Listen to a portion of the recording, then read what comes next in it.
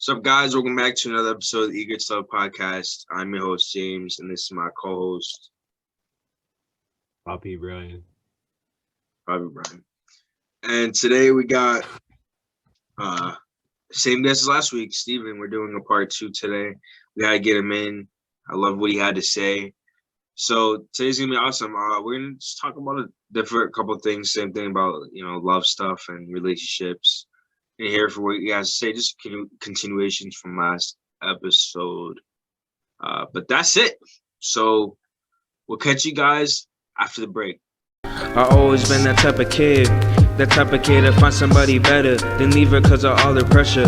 Niggas think it's really funny when they play around. See a chick cause she thick, tell her slow it down. Let's give a special sponsor, Springfield Best One, Springfield Beast Stone. Check her out. Check out her Instagram. Springfield Best One. She also got a YouTube channel, Bonnie Stone. Check out her music. It's mad good. And I'm actually in this music video. So go check it out. I'm right there. And make sure you go watch their podcast too. Bonnie Stone and Miss Phenom, Crushing the Culture. And make sure y'all go watch their videos, watch, and follow her on Instagram. What's up, guys? We're back with my guest. You know him from last week, Steven. How you doing, Steven, today? Doing well, thank you. So you guys already know this is weird. This is for my first part 2 and Brian's first part 2 of this podcast. So you're kind of making history, Steven. I feel honored. Yeah, I mean, part 2, nobody else has ever done that before. So back to reiterating last week, we left off on a story between how you and your mom's experiences with having to deal with a relationship. Obviously, your mom with her husband and your relationship, and how it's at like different periods and how like different Steven, so can you basically recap what happened last week? Yeah, pretty much last week I was talking about the difference between my experience overseas and my mother's when it came to our different relationships, and how that difference really stemmed from where our relationship sprouted. So for those who either haven't watched part 1 or who haven't completely forgot, my mother's relationship started long distance online. My father lived in America, my mother over in Brunei, which for those who don't know is like Southeast Asia. So it's halfway around the world. It's about as far as you can possibly get from one another. And because of that, they've been very used to being away from each other. So when they came together, met up in real life, spent their lives together, that was great and all. But when they eventually, when my mother had to go back, it wasn't exactly a huge shock for something to have changed. With myself, however, my relationship at the time, that started in person. And because it started in person, moving to overseas was a real shock to me. It was one of those things where it's sort of like if you take a fish out of like their water and you put them in new water and then they just sort of freak out and they're like, no, this is wrong. It's sort of like a similar thing. And that really does stem from where each relationship started from, which is also why I commonly tell people who are like afraid of long distance relationships, like they don't want to online date because they're afraid, oh, well, I can't do long distance. You can if you start that way. If you transition, you either have to transition very slowly or you have to just be prepared to be like a different kind of homesick. But yeah, that's where we go for it. The thing is, though, every time I see a long distance relationship, I mean, it's like it works out some of the times, but most of the time, it'll either just end abruptly or end very bad. No different to regular relationships. I've also seen that I don't know if this ever really works, but say if I'll give a prime example, like my first crush, right? We never dated, but she ended up moving to Florida. Brian knows the story. I tell him all the time. Wait, Jen, If you know so, what what? story? You know what story we kind of should talk about? What? Now, I don't know if I should mention the state at which we had this ordeal, but I guess I'll say it. Because we're All not right, gonna take it away, bro. Because I'll say 2 words. Hickson, Tennessee. oh, okay. So you want me to talk about that? Yeah. Okay, so I was gonna go a different direction, but I'll explain that. One of my first relationships a couple years ago. I think the beginning. Like this was 8th grade. Me and Brian are still going to the same school. I ended up talking to this girl from Tennessee. It didn't really last that long. I think it was like a month or two.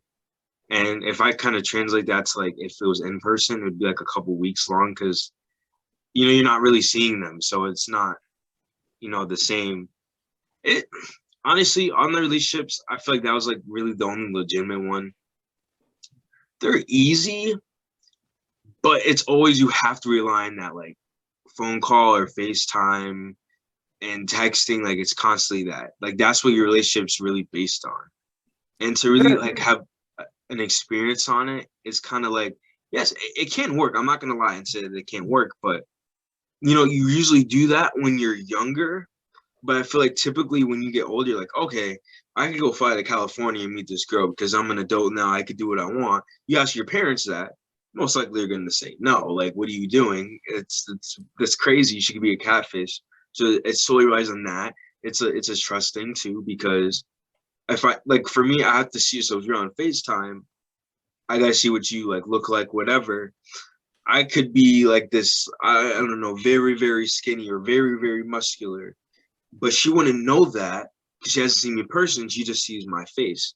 So it's kind of like it works out, but your relationship is solely based on social media and your phones and stuff like that. It works, but the direction that I was going to lean towards was, like I said, if I'm dating somebody and she moves to like Florida or excuse me, like California or whatever, Texas, it's gonna work out for so long. You know what I'm saying? It's gonna work out like what you said, Steven. Like it's harder because your relationship started in person. It's gonna be a strain on both of you guys. Like you love each other, but the more is like I feel like if she's moving, she's gonna find somebody in California or Texas. It's most guaranteed that she is. It sucks to say that because you guys love each other, but you're gonna do the same thing. You're not gonna see each other, and it's like a trust thing.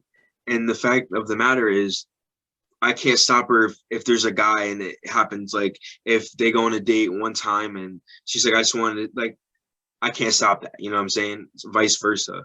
So it is definitely hard. Go ahead. Here's a question for both of you guys in Okay. terms of like long distance relationships, online relationships.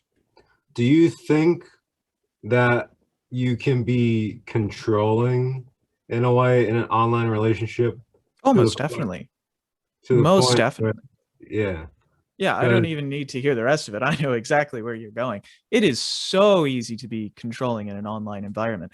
All you have to do is just attack you just have to attack the fundamental principles of what makes relationships, which is basically trust. If you just say, I don't trust you enough right now in XYZ ways, the only way I could trust you is if, I don't know, you only spend time with me. Or, I need your attention more. But Go for it. I mean, aside from that, I know that's one portion, but everybody else talking about like what they wear.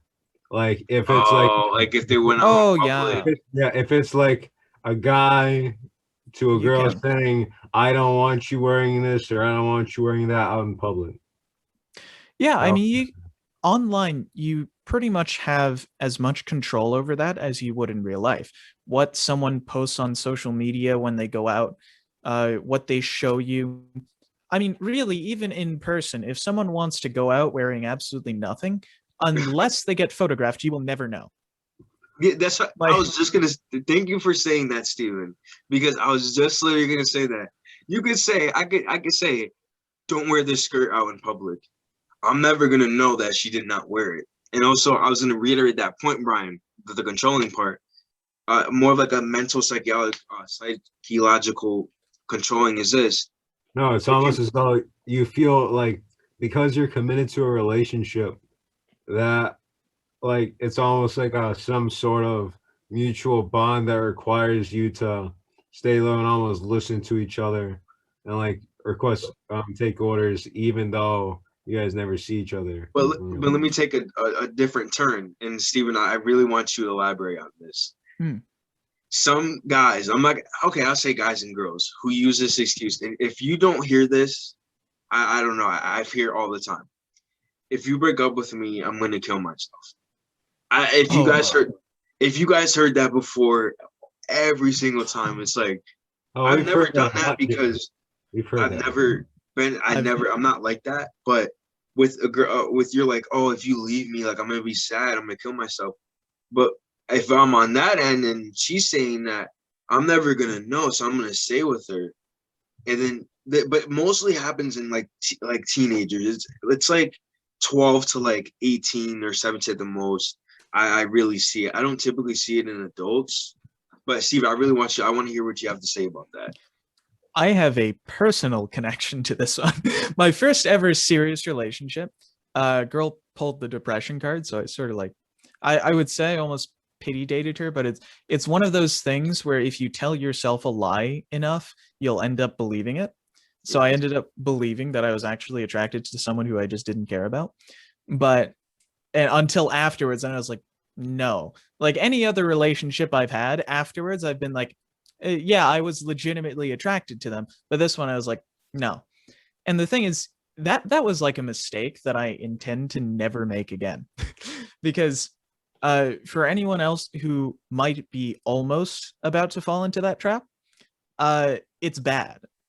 Because there are a couple of things that that really matter in relationships. And one of those is responsibility. So when you take up a serious relationship, you take up a lot of responsibility. You take up responsibility over what you can control. And so when someone says, if you break up with me, I'll kill myself, you now have responsibility, even if it might not actually be your fault, which it isn't. You will internalize and say, I have responsibility over this person's life. Also for the fact that it might not be true either. That's what I'm saying. Thank you for saying that, Brian. So someone can say, right. I'm gonna kill myself, and they never do it. They just say it to make you feel bad. It almost never is. Anyone who says that they're going to kill themselves over something as trivial as a high school relationship or middle school relationship has a lot bigger problems that they have to figure out. I'm just going to put it like that. And I was also going to say, somebody told me this is not necessarily too true, but it is true to an extent. Someone who says they're going to kill themselves, they want somebody to convince them not to do it, and really and truly inside they don't want to do it. Unfortunately, in a way, it's an attention grabber. Like as soon as someone says that, it grabs your attention, and like it's such a touchy topic because unfortunately, those who don't say it, they do it, and those who do say it, just say it to just get attention. But you could just push them to do it eventually too as well. And I just think it's really sad, like in online relationships, like you don't know if it's true, and that's what the fear is. Your fear isn't that not only that they die, but your fear is that you will feel that guilt as if you actually killed them.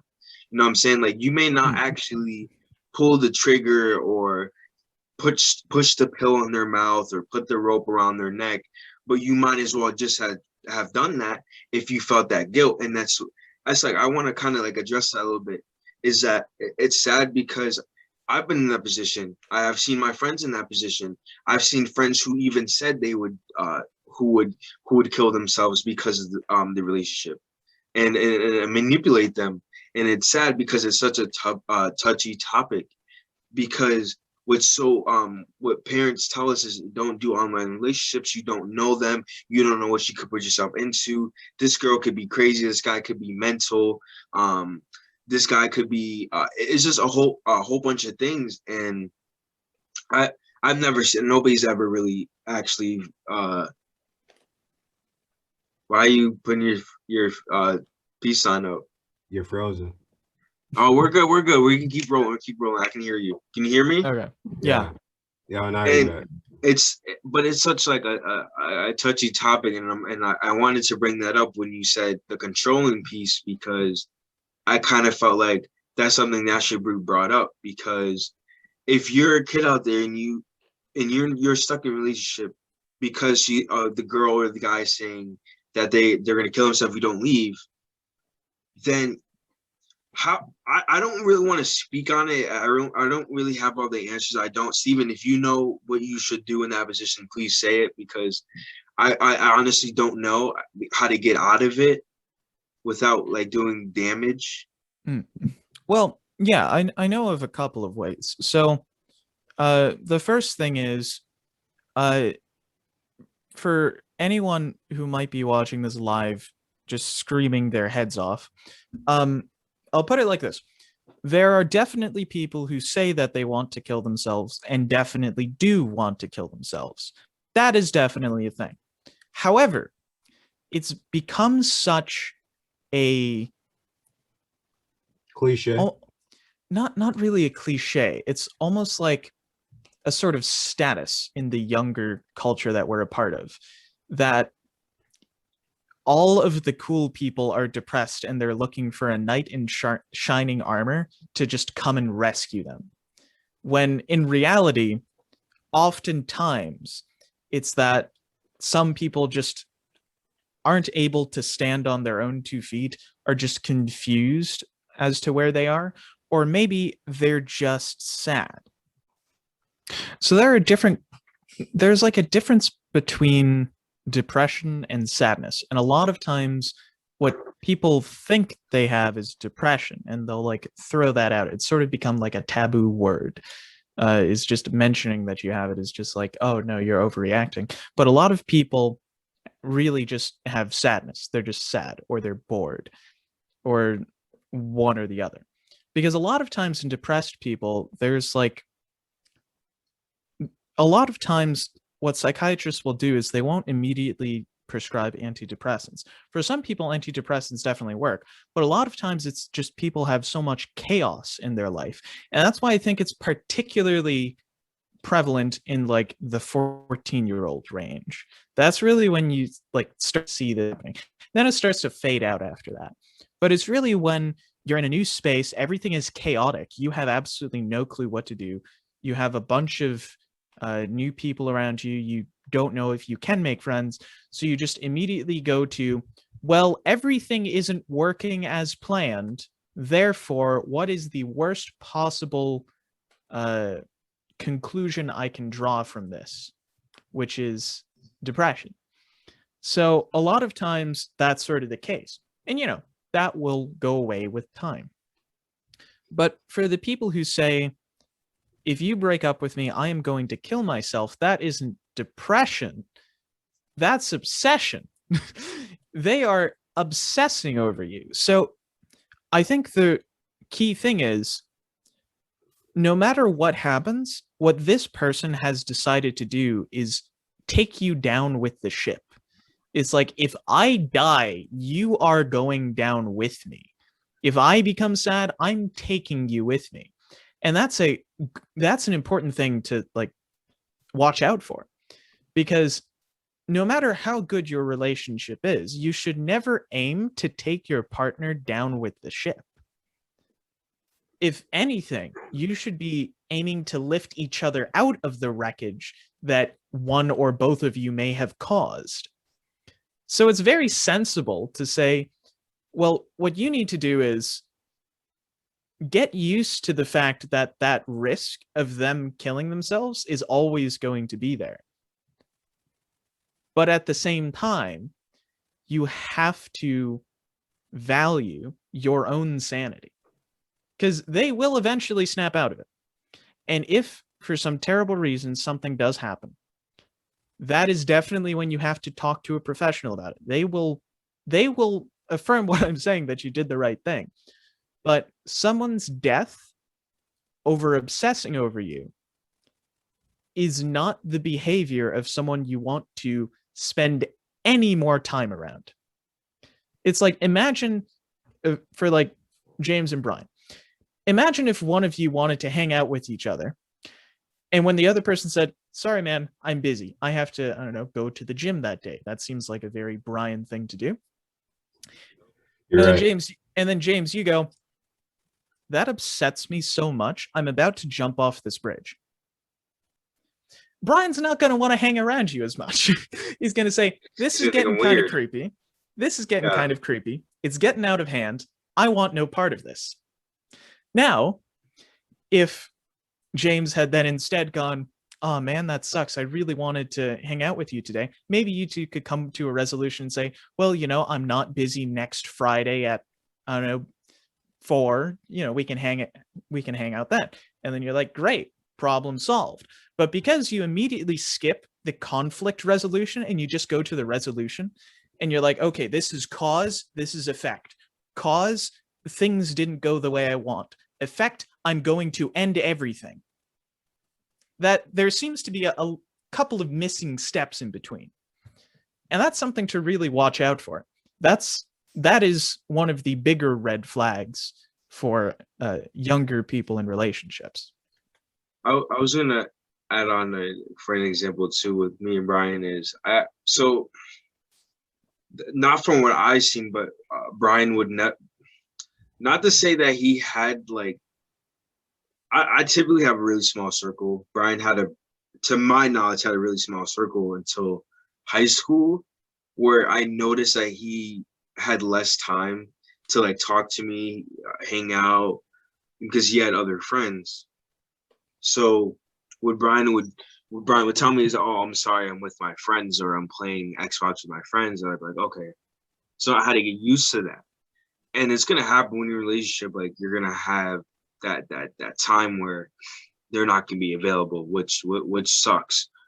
I want to lead into another question for one of my last questions, because for social media, Brian and I have never really done this before, but have you ever given your girlfriend your password to your Instagram or Snapchat or just about any social media that you have? Funnily enough, she never asked. So I never really had a reason to, but I would show her stuff in my Instagram feed, or I just, you know, every time I left my phone around, I was personally very comfortable with her just opening it up and just messing through stuff, because as far as I was concerned, it just didn't bother me. Because you know how you and Brian aren't really too big into social media? I am less so. Brian can sort of confirm that the only thing I post are things that are not myself. Like, I'll post opinions every now and then I'll just never post for like the next 2 months. So I was never too big into social media. So I never really had a reason to. However, I do trust my other friends with passwords to pretty much anything that they want, because I just don't mind. I just think that at the end of the day, if something happens where for some reason they feel the need to like change the password, I'll just get a new account.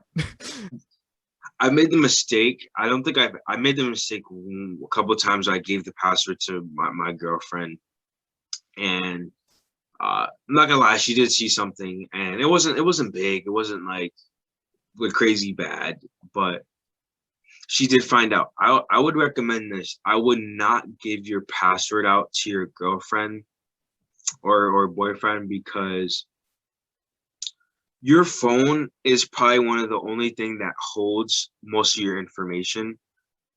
Kind of like a mini version of like yourself, like has everything, like your interest, your everything. I wouldn't give your password so like that. But hey, if you want to go to or you're with me, you can go through my phone if you want. But you know, if we break up, you have my passwords now, and I got to go back and change it just because you may be petty and you may do this and that. And speaking on, I've seen it happen. I typically wouldn't, But if you guys are together, hey, you can see my phone. You can go through my phone. I really have nothing to hide.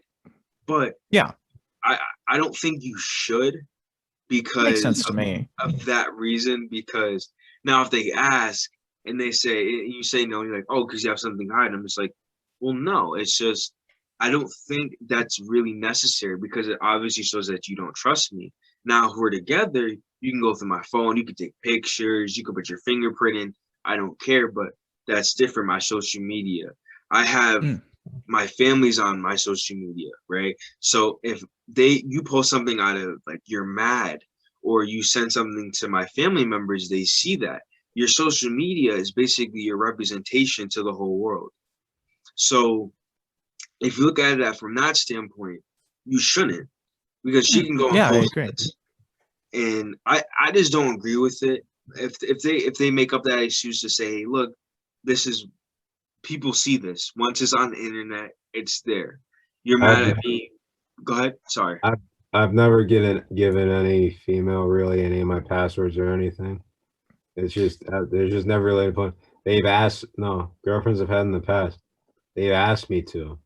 I refused. I mean, what? I Yeah, have 3 Instagram accounts.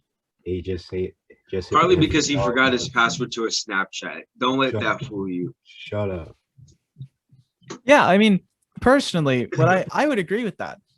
Like myself, I never really gave out a password to any social media to an ex of mine. However, my longest relationship, I did give out like a Hulu password because sharing is caring. And after we broke up, I actually didn't take her out of there because part of me was thinking, you know, I don't really care. It's like, if she wants to watch some TV shows and it's not bothering me, I don't know, I'll get her out of there when I run out of space and I want to like replace her account with my new girlfriend's account. But until that day, she can piggyback off the account however long she wants.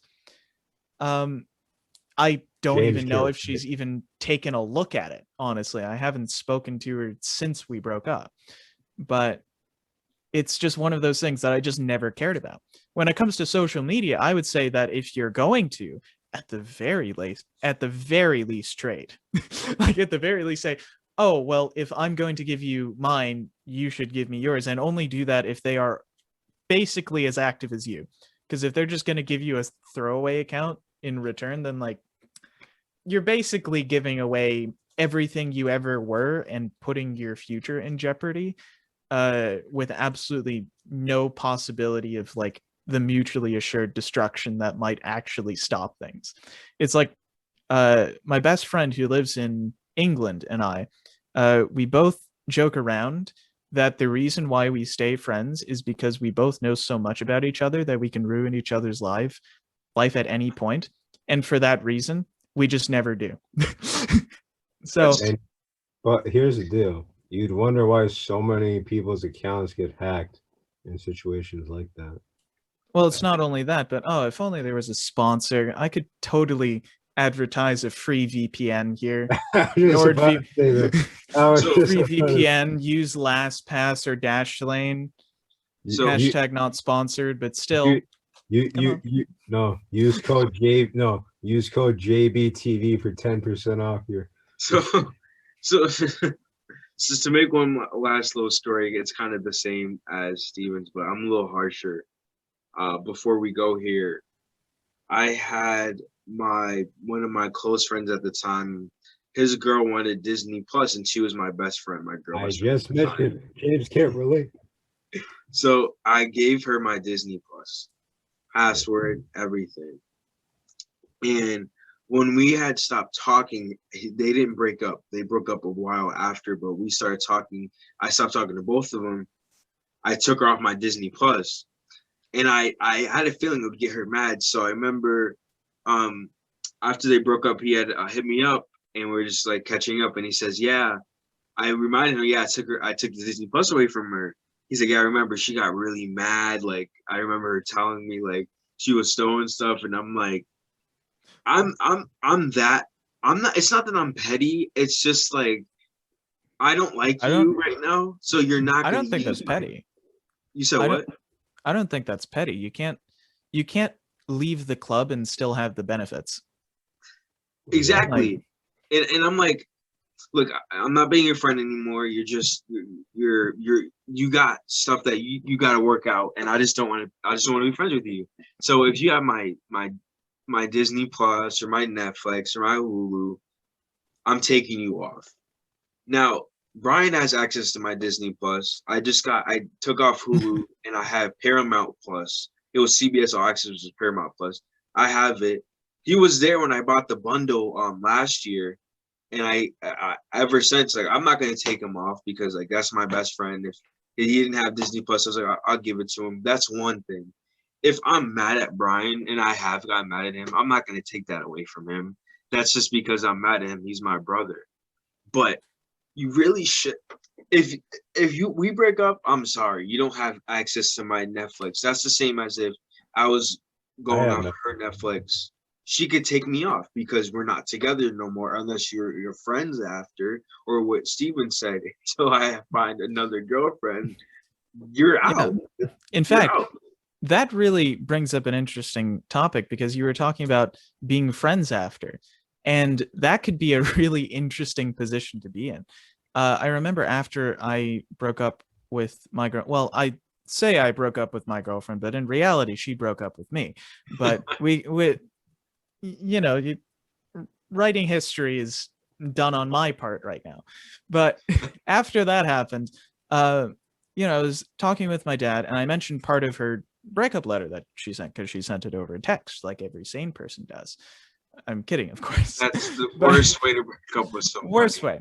But in that, she said, I hope we can be friendly to each other in the future. And my dad, without missing a beat, just said, don't be friends with her. It never works out. Because and I remember Instagram being the all-knowing, omnipotent being that it is, like not long after sent something that said that if two people can break up and still be friends, they were either never in love or they still are.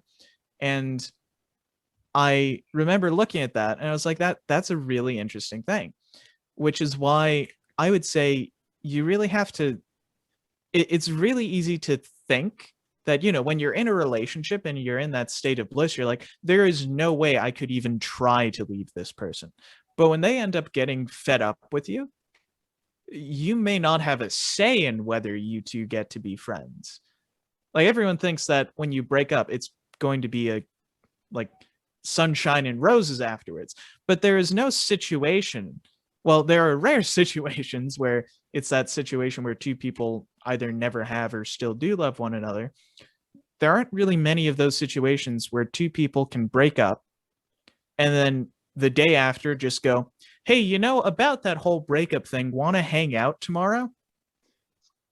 And I can't do that. I Yeah. can't do that because now it's just like I need that grace period. But yeah, I hate to cut you off. I'm gonna make one more point and then move on. I've had instances where it's either two things, and I usually tell them this at the beginning. If we break up and you've done something to me or whatever, vice versa, whatever the situation was, I'm gonna really not hate you, but like not want to deal with you. I don't want you in my life. Or I usually tell them, hey, look, I usually tell girls this, and it's true. If I told you I love you, I still love you, but maybe not in that level, but I still care about you. I hope the best for you. And of course, I'm going to still be friends with you.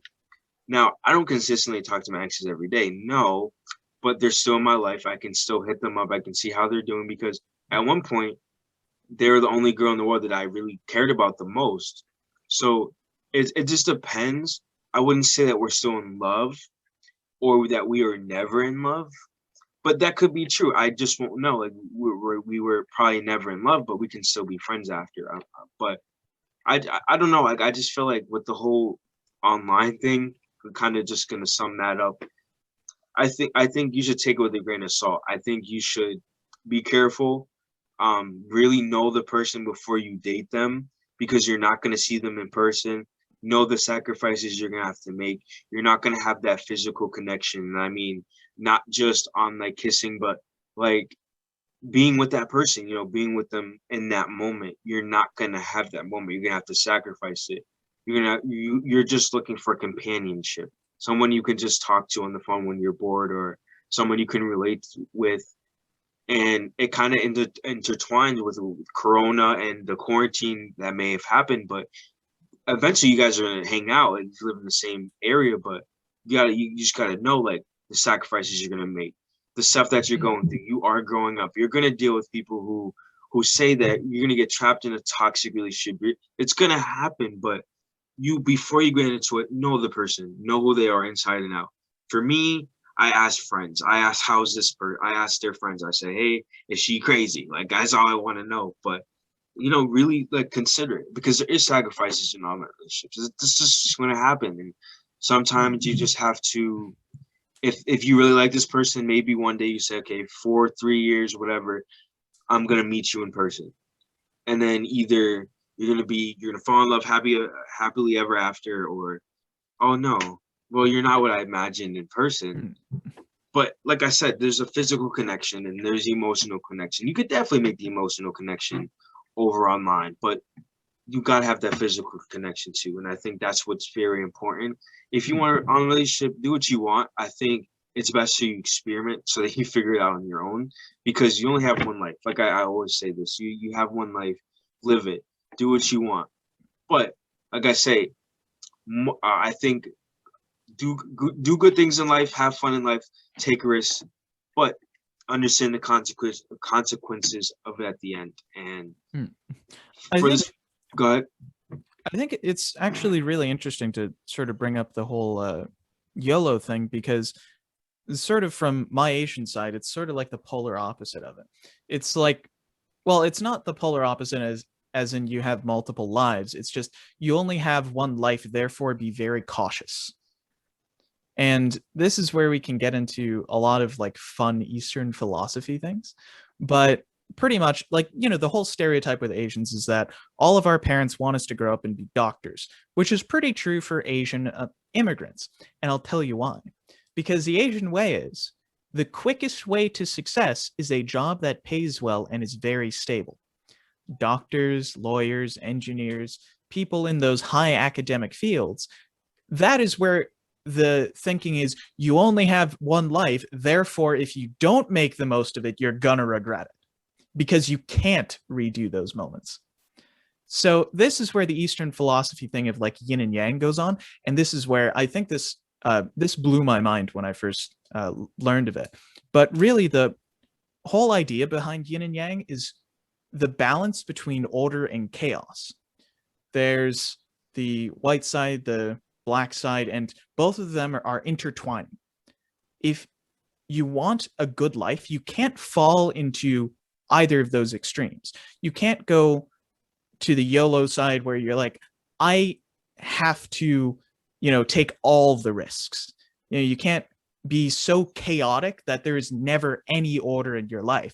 That's a great way to ruin it at record pace. But at the same time, you can't be so orderful that all you're doing is regimenting yourself into solid boxes, because then everything's going to be boring. But then you'll notice the little dots in between each of those sides. That's because no matter how hard you try and escape it, even though those are opposing forces, there's always going to be a little bit of order out of chaos. Think of a revolution. What is born out of that chaos is a new government.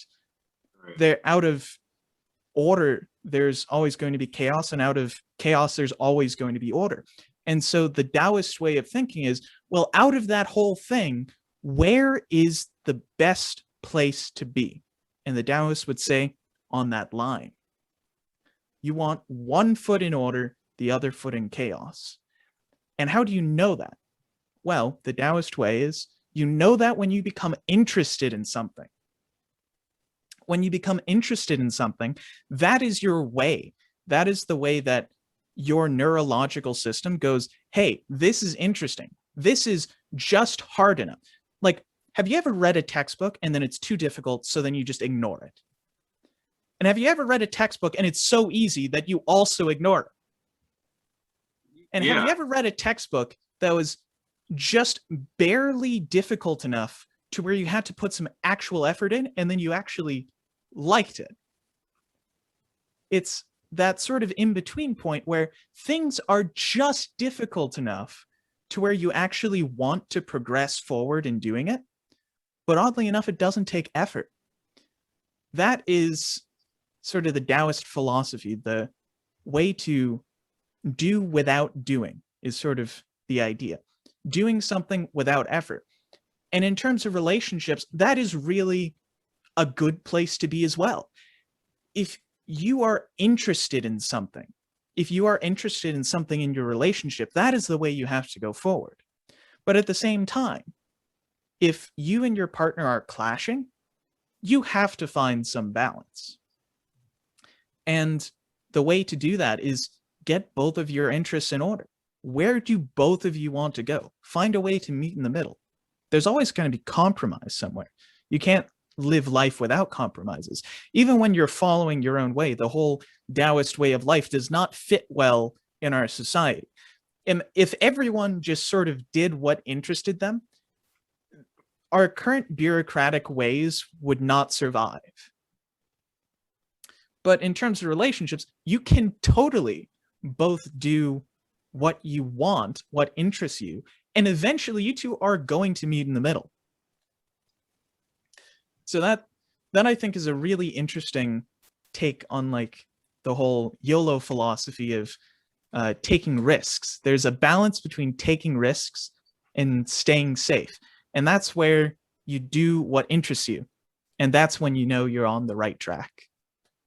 See, that was a great explanation, Stephen, because I'm very glad that you said that, because you just opened up a whole different philosophy of the yin and yang. I did learn briefly about that, and everything that you said was spot on. When you said that balance, I thought of like relationships, and I'm glad that you said it for me. But unfortunately, that's all the time we have. I hate this. Part 3. Steve, you said what? He needs a part 3. I know. Part you 3 coming soon. You need a part 3. So at this point, let's just make it a 4-person podcast. You, Brian, and I, and just add a 4th person and drag him in. Our podcast would definitely go by hours. You know, I could replace you with Brian. That would be a good night, Stephen. Stay after the break because we got a lot to talk about. But thank you for being here. Yeah, no problem. I'm glad to be here. Well, that was a difficult podcast that took like almost 2 hours to film. Hence the internet issues on my ends. But we did it. We made it through, and I'm glad we did. I hope, like I said, I hope you guys enjoyed this podcast. It was great. One of my favorite guests to be on here. New and exciting things are coming soon. I hope you guys like the video trailer or video intro. I should say. I always mess it up. But any last words, Brian? Not at all. Like I always say, stay safe, stay blessed. Peace out. I always been that type of kid to find somebody better than leave her cause of all the pressure. Niggas think it's really funny when they play around. See a chick cause she dick till I slow it down.